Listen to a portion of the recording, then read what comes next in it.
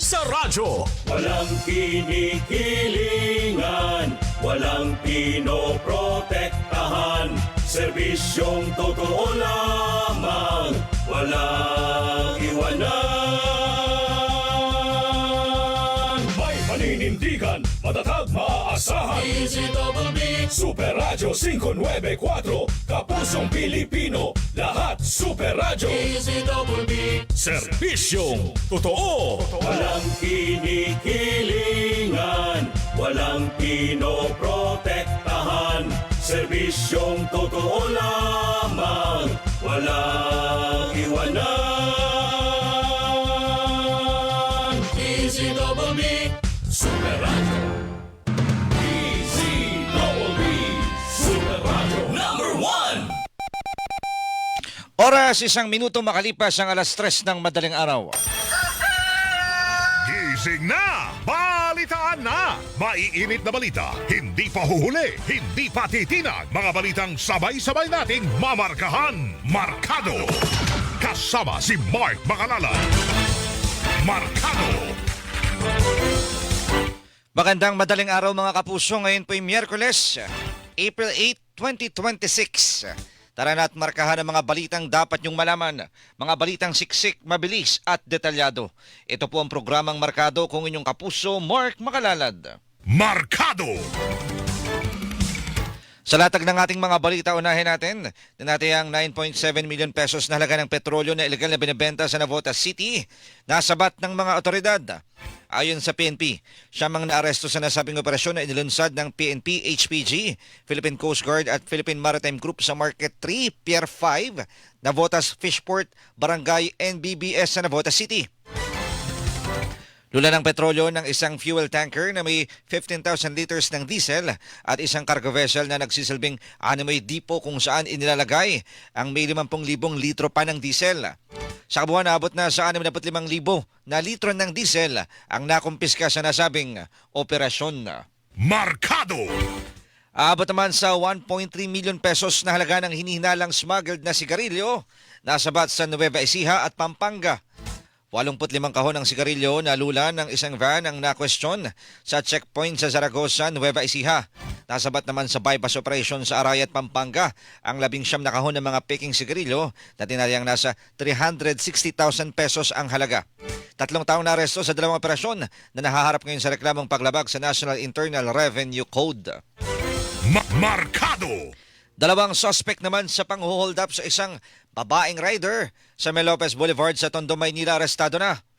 Ayon kay Police Major Philip Ines, tagapagsalita ng Manila Police District, marap ang 2 sa reklamong robbery hold-up.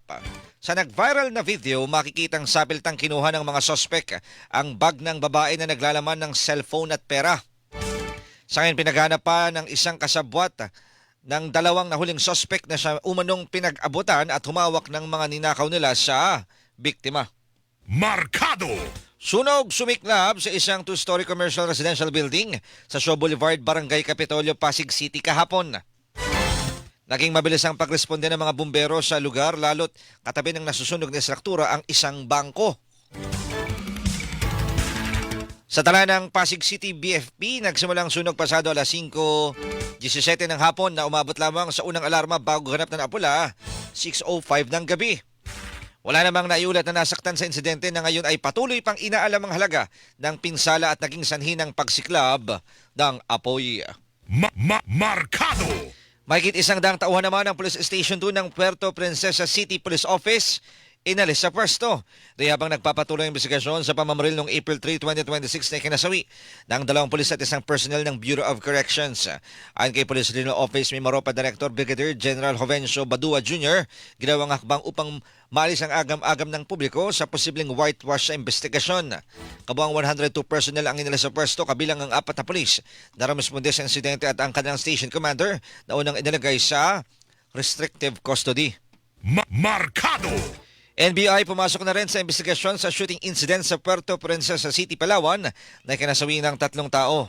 Sa nagawang press conference kahapon, sinabi ni NBI Director Melvin Matibag na susuriin nila ang kuha ng CCTV sa lugar upang masuri ang kabuuan ng pangyari. Nais ding matukoy ng NBI kung sino ang nagpasimula ng gulo at kung sino ang biktima sa pangyayari. Matandang napatay ang 2 pulis at isang tauhan ng Bureau of Corrections sa nasabing insidente matapos ang pagresponde ng ilang miyembro ng pulisya sa kaguluhan sa isang lamayan. Markado! Ang sabi ni PNP Chief Police General Jose Melencio Rotatis Jr., tila hindi nasunod yung protocol doon sa nangyari at sa halip na humupa yung tensyon parang mas lumala pa Dapat ganyan ay may tamang kaalaman po yung mga pulis doon sa pag-responde. Siyempre para maiwasan yung mga casualty. Markado! NCRPO nakapagtala naman ng mahigit 12,000 na lumabag sa mga local ordinance kasunod ang inilunsad na Safer Cities Initiative in Metro Manila. Sa katunayan dapat matagal na nga itong ginagawa. Ang problema mukhang aningas gugun doon sa mga ordinansa. Ito po sa LGU sa side. Siyempre katuwang din yung mga lokal na pulisya. 'Di ba? Yung videoke pa lang yung mga videoke maraming nakalulusot diyan. Tsaka yung mga nag-iinuman. Nako.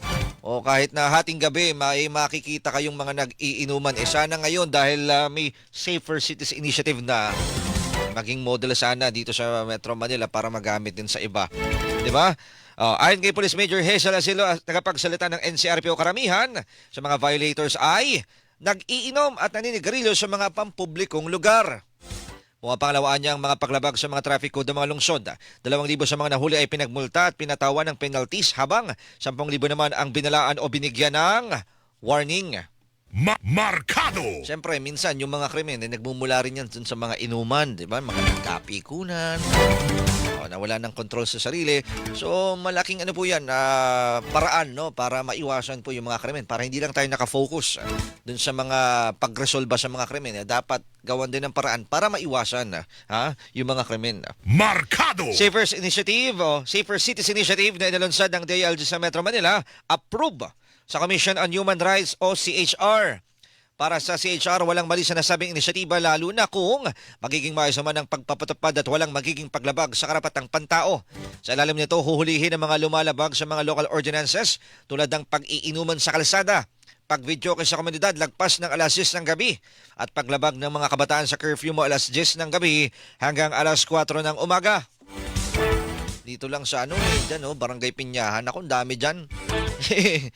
Hindi na mo monitor Ayon kay CHR spokesperson na Torre Beda Epres, ang Safer Cities Initiative in Metro Manila ay tumitiyak lamang sa public safety at security na mandato naman ng Philippine National Police.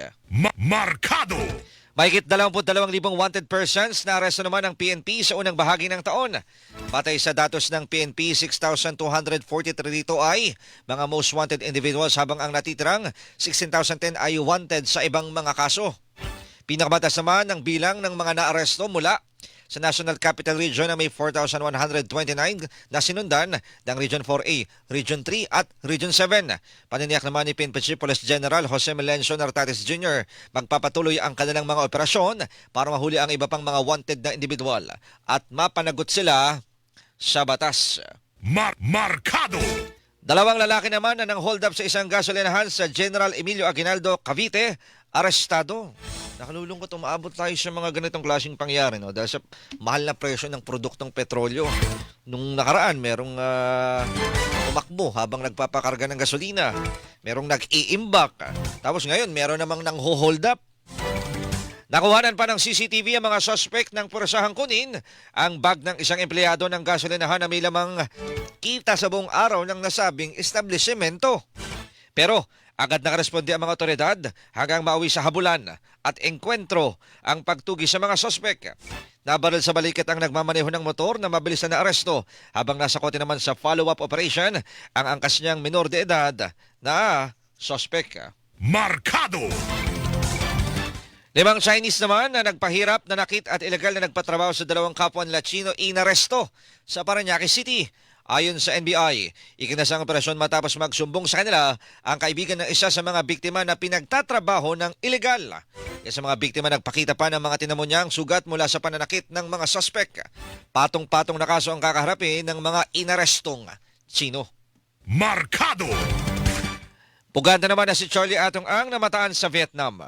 Yan ang impormasyon na nakarating sa Department of the Interior and Local Government o DILG na patuloy pang inaalam ng kagawaran.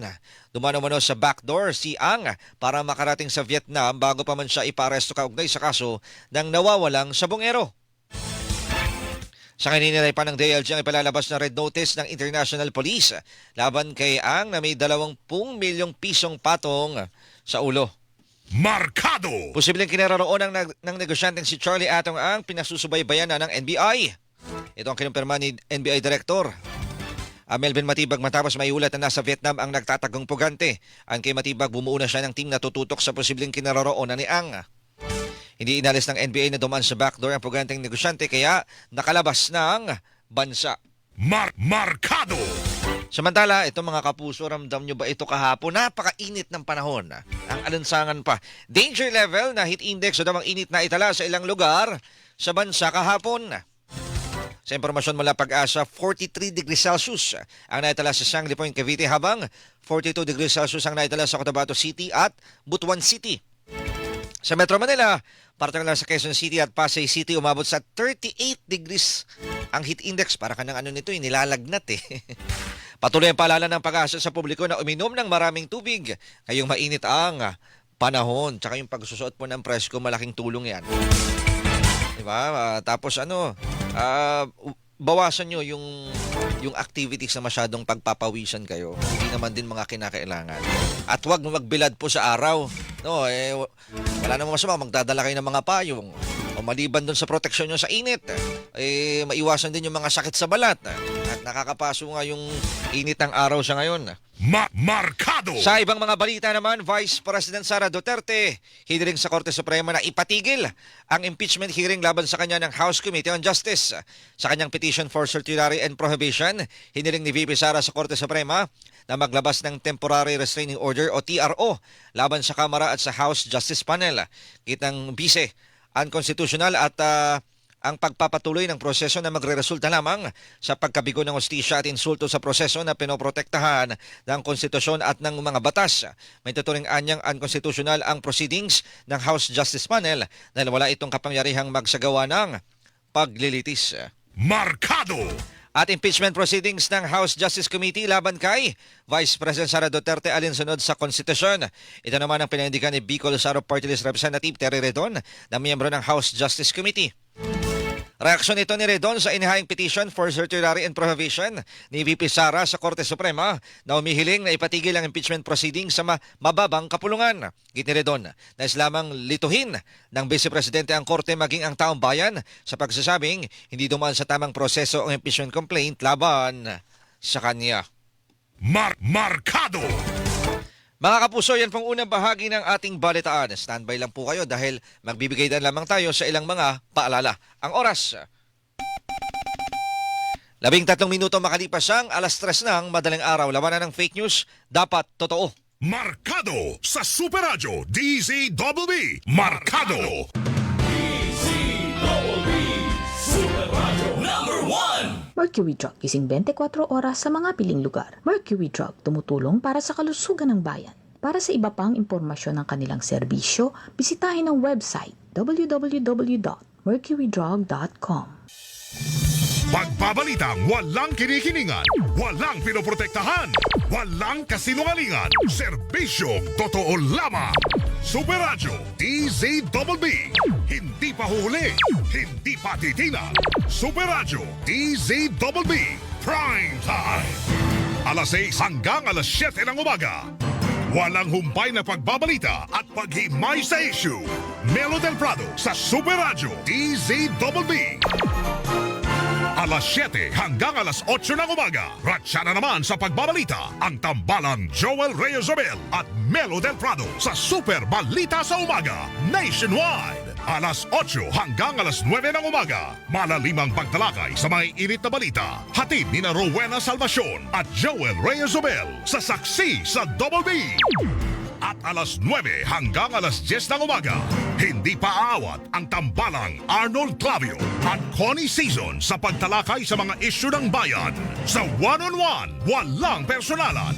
Super Radio DZBB Prime Time. Pagbabalitang walang kinikilingan, walang pinoprotektahan, walang kasinungalingan, serbisyong totoo lamang. Super Radio DZBB Prime Time. Para hindi mahuli sa mga balita, sundan ang mga social media account ng Super Radio DZBB. Mag-subscribe sa aming YouTube channel at i-follow kami sa Facebook, TikTok at X. Hanapin lamang ang Super Radio DZBB para makita ang aming mga official social media account. Tutok na para sa mga balitang tama at totoo, mga kapuso. Pakinggan ngayong Biyernes sa Suma sa Puso. Ano naman kung mahabang proseso, kung magastos? Kailangan naman pabayaan na lang natin, di ba? Hindi naman pwede yun, Jane. Buhay mo'y nakasalalay dito. Kaya kahit na ano pa maging resulta ng test sa'yo, haharapin natin ang magkasama.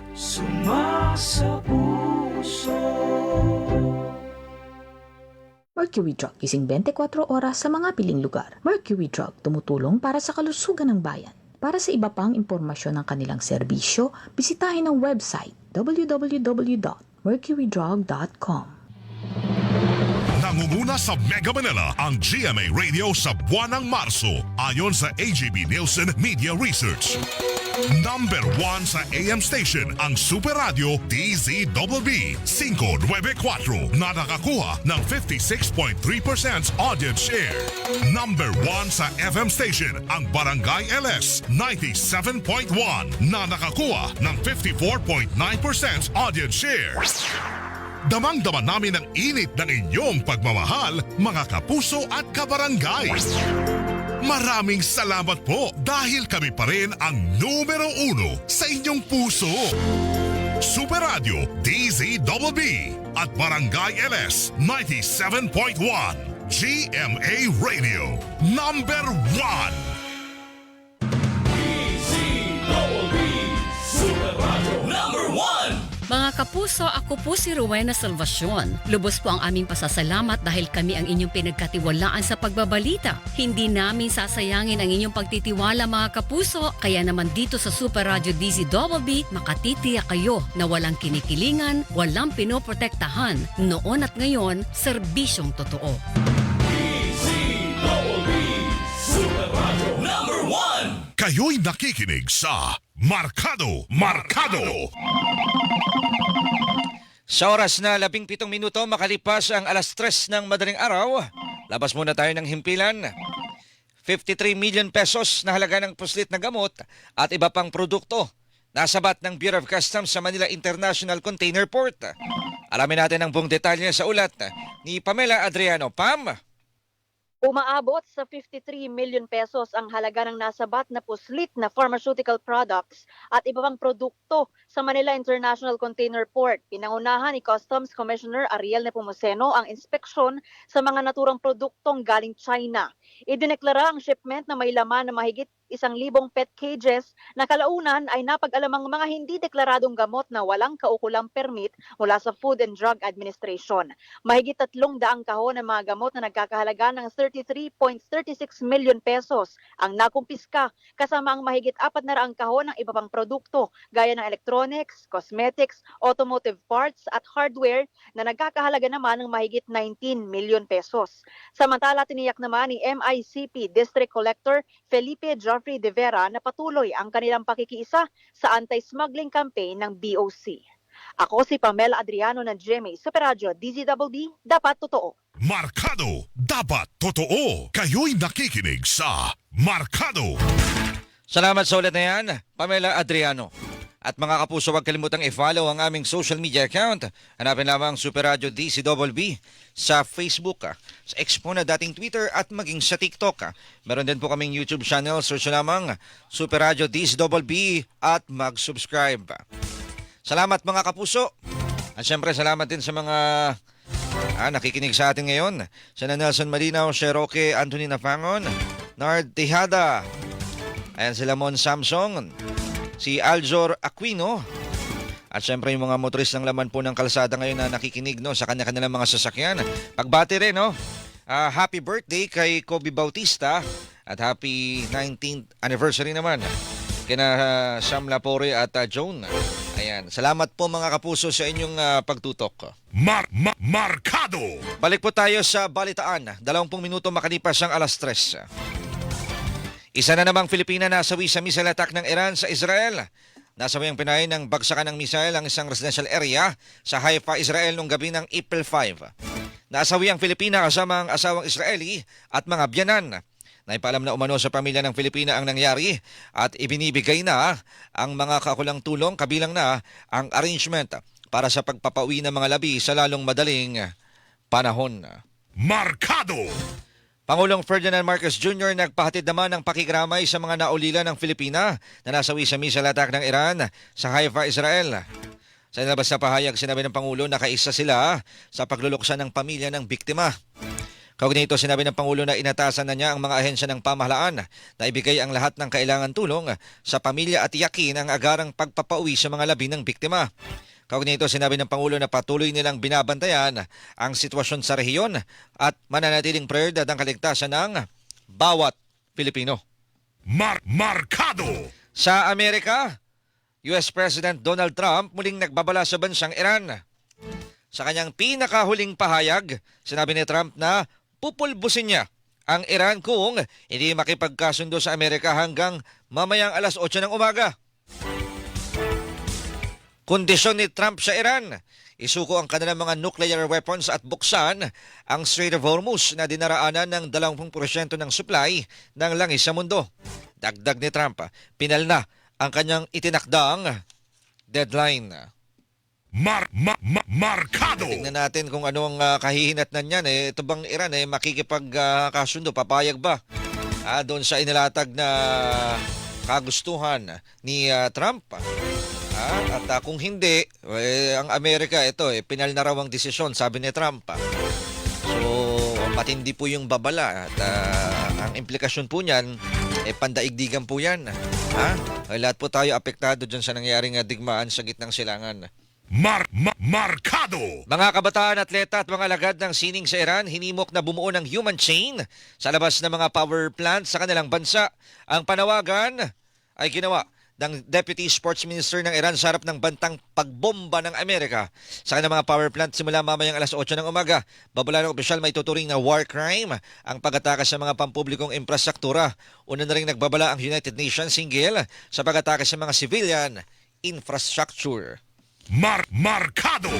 Pagtaas naman ang presyo ng mga produktong petrolyo, posibleng magtuloy-tuloy pa. Yan ang pananaw ni Leyte Governor at dating Energy Secretary Jericho Petilla dahil sa spekulasyon. Dagdag pa ni Petilla, malabo nang magbalik sa dating presyo ang petrolyo kahit pa matapos ang gera sa gitnang silangan. Dahil umano yan sa mga nasirang oil facility na mga kailangan ng mahaba-habang panahon para makumpuni. Markado! Presyo naman ng mga produktong petrolyo umabot na ng mahigit 100% ang itinaas.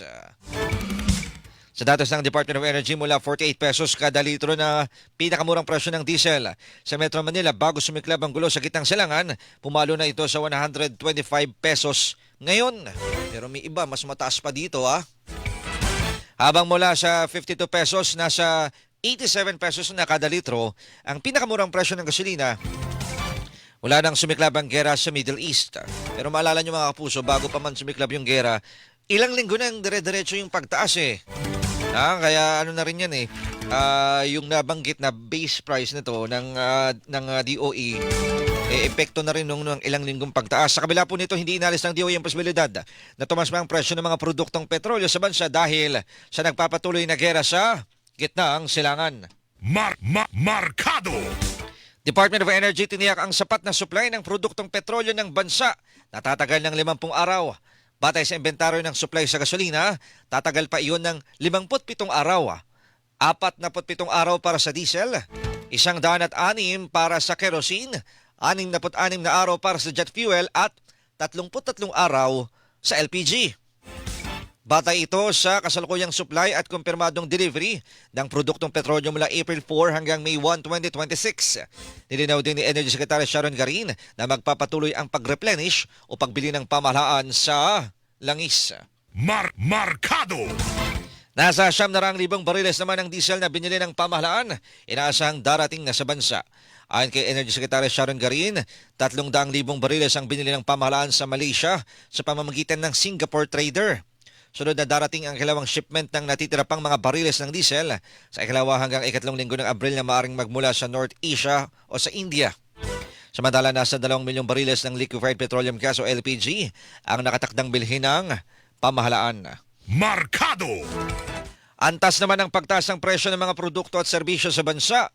Bumilis kasunod ang serye ng mega oil price hike dahil sa gera sa Middle East. Ayon kay National Statistician at Philippine Statistics Authority o PSA Chief Claire Dennis Mapa na itala sa 4.1% ang inflation rate sa bansa nitong Marso kumpara sa 2.4% noong Pebrero. Pangunahing dahilan ng mas mabilis na inflation ay ang Transport Index na nagtala ng 9.9% inflation rate bunsod ng mas mataas na presyo ng gasolina at diesel. Samantala, sinabi rin ni Mapa na ngayon pa lamang ay nakakakita na rin sila ng mga indikasyon ng lalo pang pagbilis ng inflation para sa buwan ng Abril. Markado! Libreng sakay naman sa lungsod ng Maynila magpapatuloy ngayong araw. Ito ang inanunsyo ni Manila Mayor Isko Moreno matapos madagdagan ng mga tsuper na sumali para sa nasabing programa. Tatahakin ang libreng sakay ang ruta ng Balutondo hanggang Blumentritt A. Lopez. Tuwing pagkatapos ng arawang operasyon, ibibigay sa mga driver ang kanilang 4,000 pisong ayuda na 1,000 sa operator, 1,000 sa driver at 2,000 para sa diesel. At yung mga LGU, nakita naman natin may mga paggalaw kahit papano para mabawasan yung bigat ng pasanin ng mga pasahero. Dala na rin ang patuloy na pagtaas ng presyo ng produktong petrolyo. Doon sa Marikina, meron naman silang solar power na e-jeepney. Bago yun, 6. Tapos doon sa Pasig, rin sila, nag-procure ng mga e-vehicles din. Doon sa Caloocan, nung nakaraan, may libreng sakay naman sa mga tricycle. Diba? Tapos ito sa Maynila, yung sa mga jeepney. Sila yung nagbabayad. So dapat talaga dito makita yung mabilis na aksyon ng mga LGU na hindi lang siyempre aasa dun sa national government. Kailangan may kanya-kanyang inisyatiba para matulungan yung kanilang mga nasasakupan. Markado! At service contracting para sa mga pampublikong sasakyan pasisimulan sa April 15. Ang LTFRB kukunin ang pondo para rito sa ilalim ng General Appropriations Act ngayong 2026. Narerepasa na lamang umuno ng Department of Transportation ang guidelines para sa pagpapatupad ng service contracting program. Sa Metro Manila, sakop ng programa ang EDSA Bus Carousel, gayon din ng mga jeep at modern jeepney na nag-ooperate sa mga rutang dumaraan sa mga estasyon ng LRT at MRT at iba pang major transport hubs. Markado!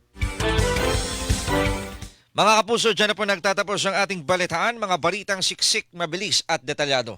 Salamat po sa mga nakasama natin sa loob at labas ng himpilan. Huwag bibitiw, huwag mawawala ang tabayanan po. Susunod na programa, Umaga na Balita na, kasama si Alan Gatus. Mga kapuso, dito po sa DCWB, walang kinikilingan, walang pinoprotektahan. Noon at ngayon, serbisyong totoo. Markado sa Super Radio DZWB. Markado!